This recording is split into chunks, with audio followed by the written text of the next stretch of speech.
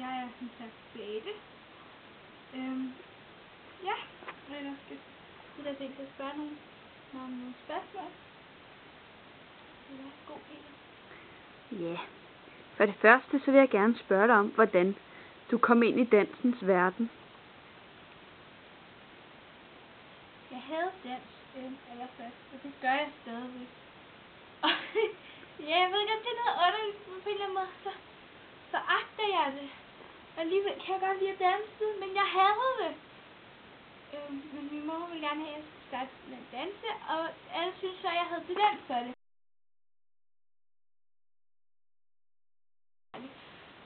Så jeg begyndte bare at danse, fordi jeg skulle ellers lære.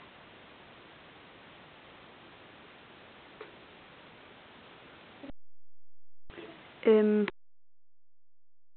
gerne vide, hvem det er, der lægger din fantastiske makeup. Det gør Peter. I'm so good. Og så vil vi gerne vide, hvem det er, der sætter din fantastiske frisyrer. Det gør jeg. Og så vil vi gerne vide, hvor mange måneder du er inde i graviditeten. Jeg er slet ikke gravid. Nå! Nej, Peter, selvfølgelig er jeg gravid. Der er 5 måneder tilbage, så det bliver en ordentlig privat. Ligesom Peter. Nå. Eller skal vi have...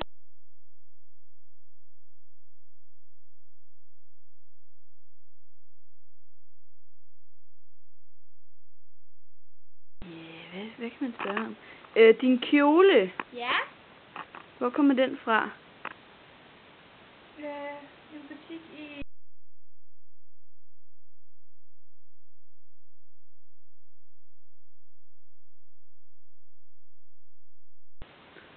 Hun kan godt lide Red Hot.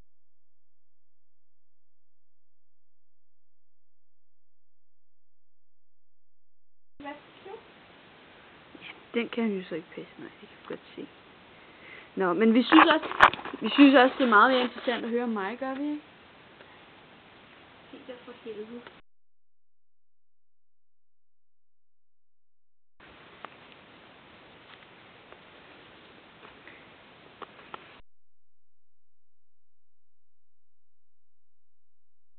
Peter.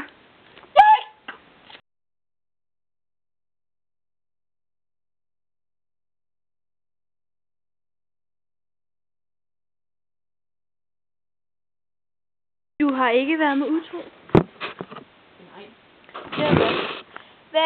Peter, hvorfor blev du egentlig gift med Beate? Det var fordi, at Beate, hun var så spændende. Hun var så smuk. Og så,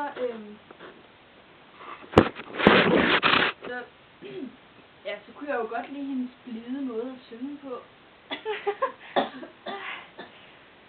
Peter! Jeg gør ikke noget, jeg har bare fået hoste.